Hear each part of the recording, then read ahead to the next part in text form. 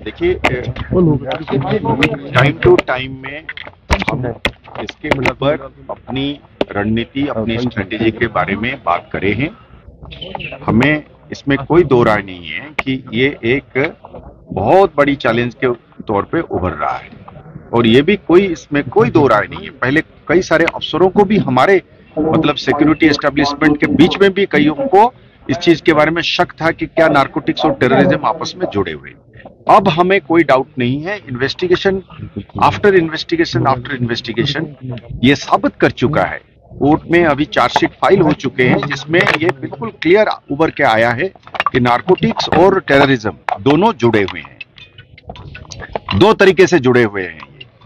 जो पार बैठ के जो तंजीमें हैं, उन्होंने,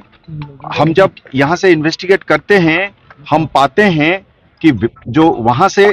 कंसाइनमेंट से भेजी जाती है वो लोग कौन हैं, तो हमारा इन्वेस्टिगेशन जाके पहुंचता है कि एलईटी, खासकर एलईटी और अलबदर और भी इवन हिजबुल मुजाहिदीन, जैश का,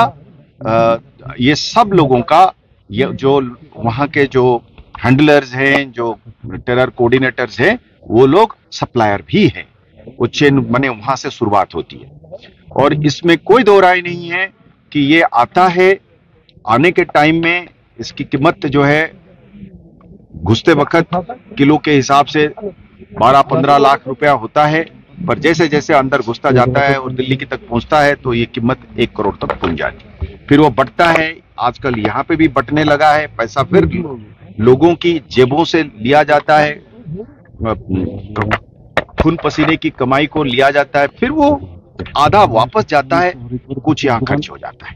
जब खर्च होता है तो इसलिए ये इसमें इसकी जो कनेक्शन है, ये कनेक्शन एक हिसाब से एकदम से साबित हो रखा है। अब आप अगर पूछते हैं कि इसमें रणनीति क्या है, स्ट्रेटेजी क्या है, देखिए इसमें मतलब कुछ चीजें तो हम स्ट्रेटेजी जो है हम कॉन्फिडेंशियली तैयार करते हैं, पर कुछ चीजें जो है वो ओपनली भी हम बात करना चाहेंगे, क्योंकि कोई भी जंग, चाहे टेररिज्म हो चाहे नार्को टेररिज्म हो, वो जीता नहीं जा सकता है जब तक के लिए आवाम साथ में ना हो। अगर इस चीज की किसी पुलिस अफसर को डाउट है कि ये बगैर आवाम का लड़ा जा सकता है, ये नामुमकिन है। हाँ, आवाम को चाहिए एक लॉ एनफोर्समेंट एजेंसी जो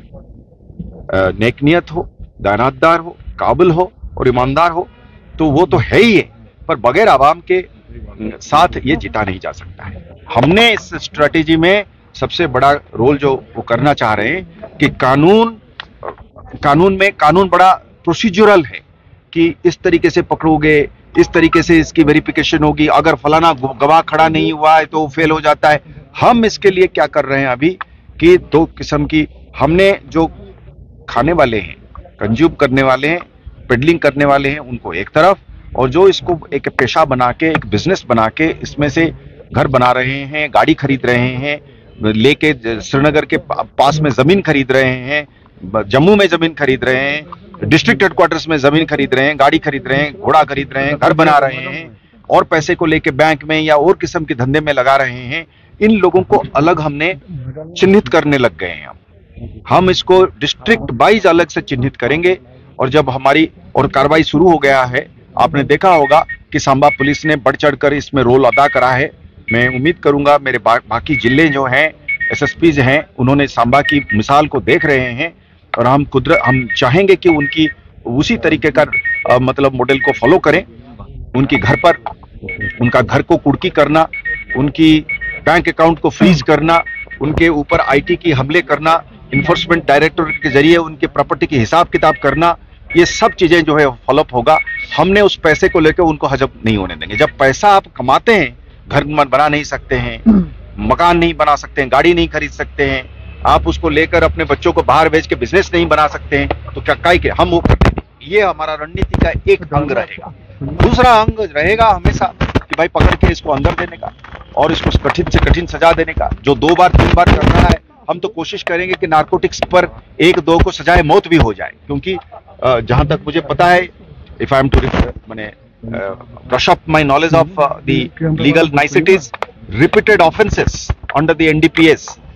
will also mean capital punishment at one stage. So we will try to go for that as well. तो हमने वो जो जो जो रिपीट ऑफेंडर्स है हम उनके लिए अलग वो करेंगे। तीसरा, हमारे घर में यानी कि चाहे वो सिक्योरिटी एस्टेब्लिशमेंट में पुलिस के खाते में क्यों ना हो, हमारे लॉ ऑफिसर्स के खाते में क्यों ना हो, हमारे कोर्ट के बीच में जो ऑफिसर्स बैठे हैं उस पर क्यों ना हो, जहां पे भी हमको लगेगा कि साहब हमारे में से भी कोई आदमी इनके साथ थोड़ा सा भी लिंक है, हम बड़ा सख्ती से उनके खिलाफ हम लोग की तैयारी है साहब। आप लोग वोट डालने के लिए उतावले हैं, हम आपको वोट तरीके से डालने के लिए और सेफ्टी और सिक्योरिटी के साथ डालने के लिए वचनबद्ध हैं।